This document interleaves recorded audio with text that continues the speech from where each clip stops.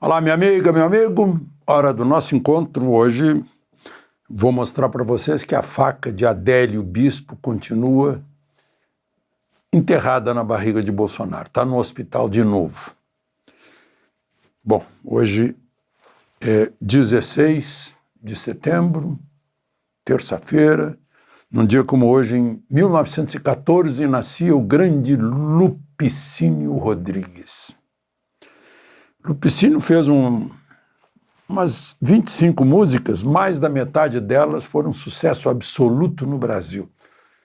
Se acaso você chegasse, por exemplo, Vingança, Nervos de Aço, A Felicidade, e fez um hino do Grêmio Porto-Alegrense. Em 1953, eu tinha 12 anos, era torcedor do Grêmio. Depois convivi com Lupicínio, quando ele cantava num programa de auditório ao meio-dia, na Rádio Farroupilha. Eu era locutor da Rádio Difusora, e eu queria conhecer o Lupicínio. Depois convivi com ele no Clube dos Coroas, que era dele. Nós saíamos da faculdade, ele sentava na nossa mesa, trazia o violão e começávamos a cantar com Lupicínio Rodrigues. Samba canção era com ele. Dor de Cotovelo ficou famoso. E em 1950 foi inaugurado o estádio do Maracanã. Ninguém chama de estádio Mário Filho. Mário Filho era um repórter esportivo. E a gente identifica melhor o Mário Filho porque diz que ele era irmão do Nelson Rodrigues, teatrólogo, jornalista, genial. Foi inaugurado o estádio construído para a Copa do Mundo de 50. Foi lá que o Brasil perdeu por 2-1 para o Uruguai, naquele dia fatídico. Então, vamos aos assuntos de hoje. O principal vocês já sabem qual é. Lembre-se de se inscrever e ao final de deixar o gostei ou não gostei.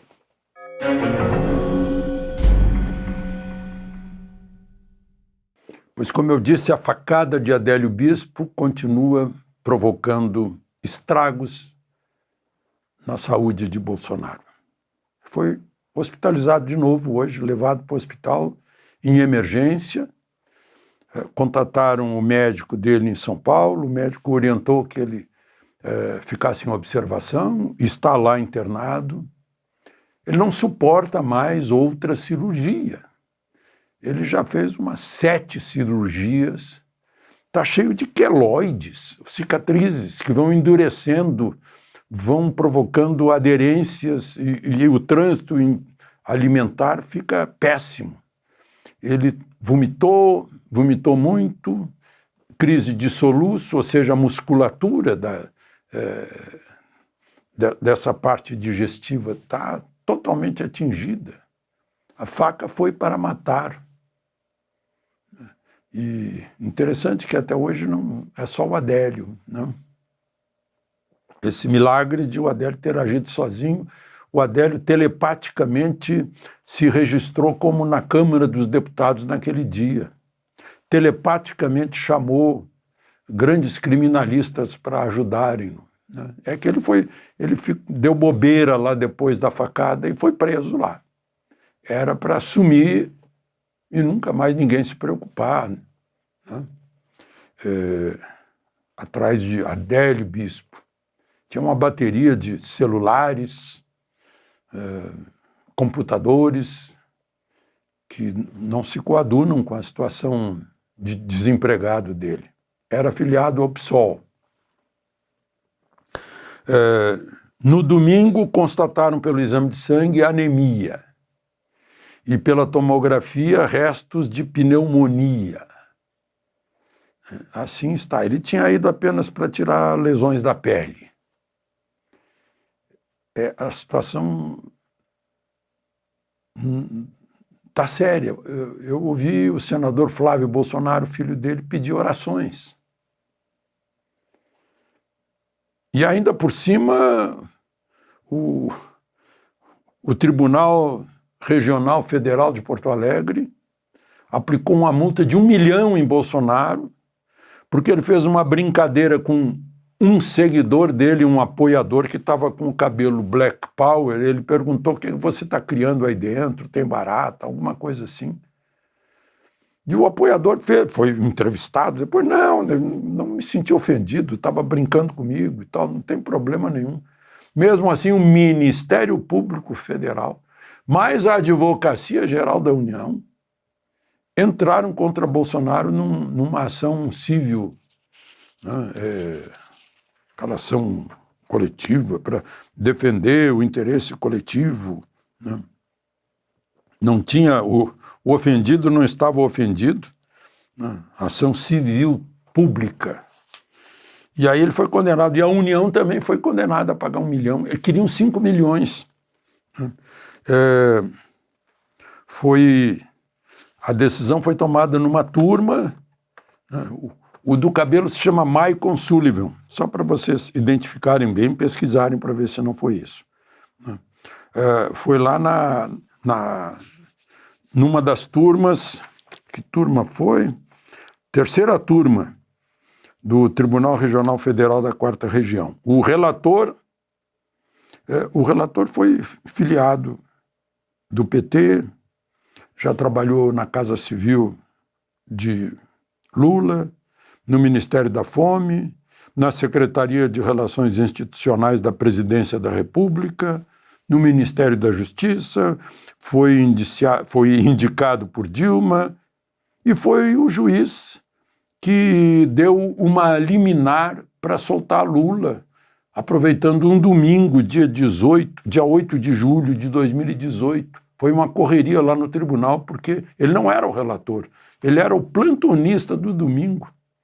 E aí aproveitou para dar uma liminar mandando soltar Lula. Foi o domingo todo correria, manda de novo, manda, não manda, faz, não faz. Acabou que o desembargador Thompson Flores decidiu que tinha que voltar com o relator, e o relator anulou.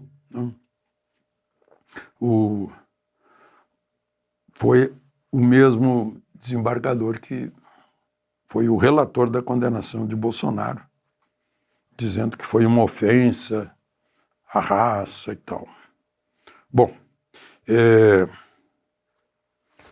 o outro fato a lamentar foi o assassinato do ex-delegado-geral da Polícia Civil de São Paulo. Agora ele era secretário de administração lá no litoral de São Paulo, e o delegado Rui Ferraz Fontes, lá em Praia Grande, teria sido morto por gente do PCC. Ele foi quem indiciou Marcola. Marcola está preso numa prisão de segurança máxima federal em Brasília, mas estão atribuindo a ele a ordem, ou a ele, como secretário de administração, bloqueou algum interesse do PCC na prefeitura de Praia Grande. O carro dele estava sendo perseguido, atiravam no carro, ele acabou batendo num ônibus, capotou, 3 desceram do carro, um dando cobertura de fuzil e outros 2 foram lá e mataram-no. Encontraram no chão cápsulas e carregador de fuzil, ou seja, deram mais do que 30 tiros, um carregador cheio. Aliás, a notícia chama o estojo de munições. Enfim, e depois fugiram, mas gravaram, e já tem 2 que estão identificados, ou seja, já identificaram a metade. Eu acho que tendo 2, vão conhecer quem são os outros 2. Mas é a ousadia do crime no Brasil. Não é a ousadia do crime do Brasil, não é surpresa.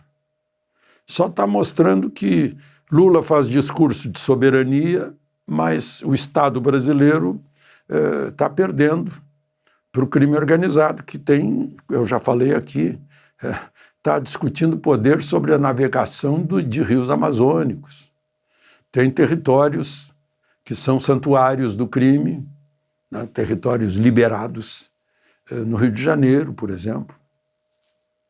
Essa é a soberania atingida do Estado ausente, né? Bom, e outra questão importante,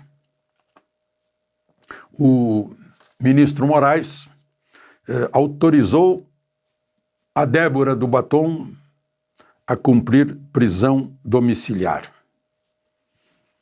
Como se vê, ele também é juiz de execuções. É de tudo, desde a investigação, a denúncia, ao julgamento e a execução, ciclo completo.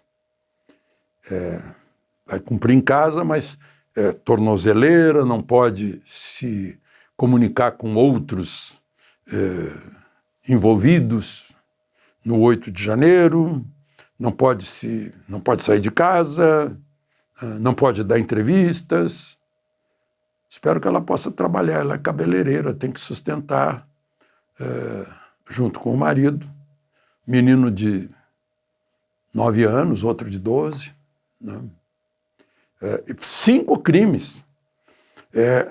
Associação criminosa armada, abolição violenta do Estado de Direito, golpe de Estado, deterioração do patrimônio tombado, dano qualificado com substância inflamável, considerável prejuízo à vítima, que seria a União. A deusa Temis está lá, firme, sobre o granito que não foi danificado. Não houve nenhuma explosão, nenhum tiro, nem foi abolido o Estado de Direito, mas ela está condenada a 14 anos. Eu vi agora o Direitos Humanos de Cuba denunciando em Madrid que um homem de 56 anos foi condenado a 4 anos e meio de prisão, muito menos que a Débora, por gravar com o celular a fila de gás. Julio César Duque Estrada Ferrer.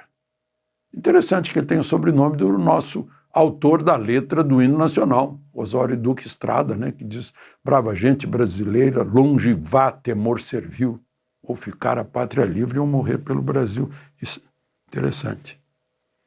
Duque Estrada. De Brasília, Alexandre Garcia.